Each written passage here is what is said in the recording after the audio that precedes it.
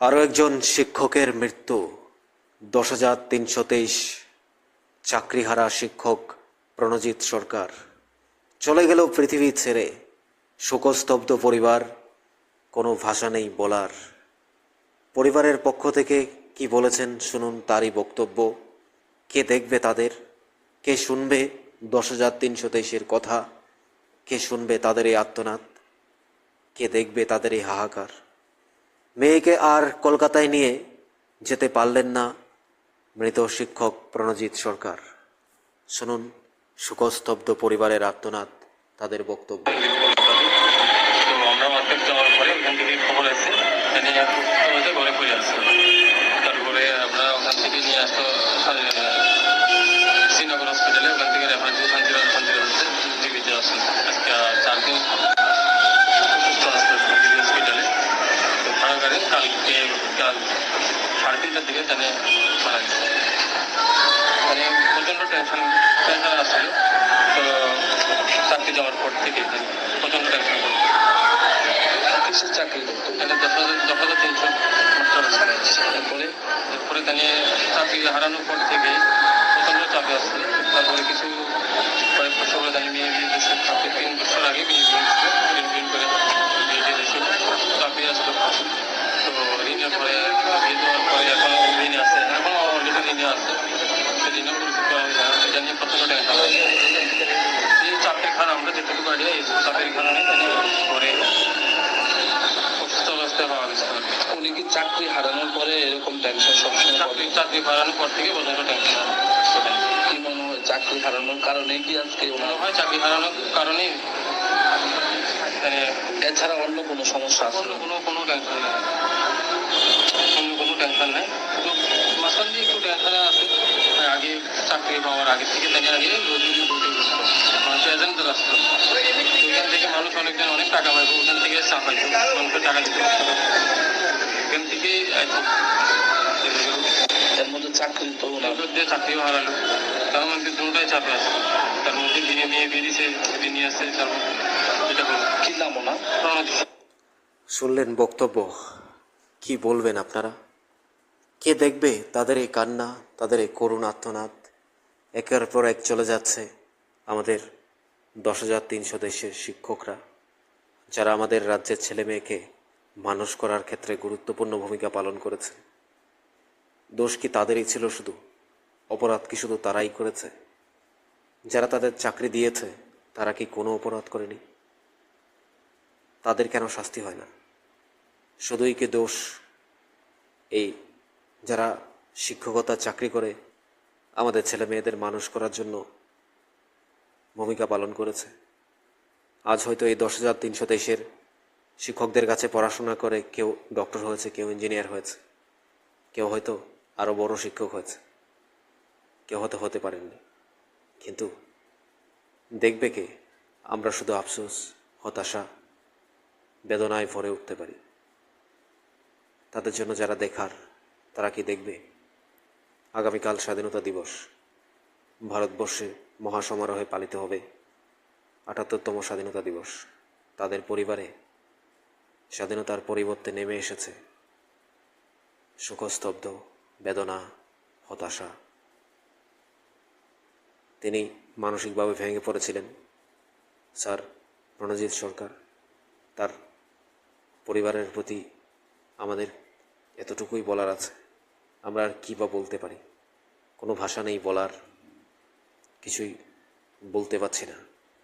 আপনাদের শোনালাম বক্তব্য। তারা কিভাবে এই দিনটিকে কাটিয়ে উঠবে শুধু তারাই জানে। 10,323 তারা আমাদের রাজ্যের জন্য আশীর্বাদ নাকি অভিশাপ আমি জানি না। তারা যখন চাকরি পেয়েছে, খুশিতে, আশীর্বাদে প্রতিটি ছেলে মেয়েকে মানুষ করেছে। তাদের জীবনে কেন এই অভিশাপ নেমে এলো? শুধুমাত্র যারা চাকরি দিয়েছেন তারাই জানেন, আর যারা চাকরি পেয়েছেন তারা জানেন, এবং যারা তাদের প্রতিশ্রুতি দিয়েছেন তারাই জানেন। আমরা শুধু এইটুকু বলতে পারি, আমাদের এই শিক্ষকের প্রতি গভীর শ্রদ্ধা জানাই। এই প্রণজিৎ সরকার বিলোনিয়া রাজনগরের বাসিন্দা। মানসিকভাবে ভেঙে পড়েছিলেন চাকরি যাওয়ার পর থেকে। তার পরিবারের বক্তব্য আপনারা শুনলেন। এই মানুষটিকে আর কেউ কখনো খুঁজে পাবে না। আন্দোলন করেছে টানা, অসুস্থ হয়ে পড়েছেন। পরিবারের শুনেছেন কিভাবে ভেঙে পড়েছেন তিনি। মেয়েকে নিয়ে কলকাতায় যাওয়ার কথা ছিল, তিনি নিজেও অসুস্থ, হলো না। আর মেয়ে পরীক্ষা দিতে যাবে কলকাতায়, আমরা যদ্দূর শুনতে পেলাম সেটাও আর হলো না। এইভাবেই একজন একজন করে হারিয়ে যাচ্ছে 10,323 শিক্ষকরা, যারা এই রাজ্যের ছেলে মেয়েদের মানুষ করার ক্ষেত্রে রাজ্যের প্রতিটি স্কুলে এক একজন শিক্ষক ছিলেন, যারা ধ্রুব তারার মতো জ্বলজ্বল করছে আজকে আপনার ঘরে আমার ঘরে।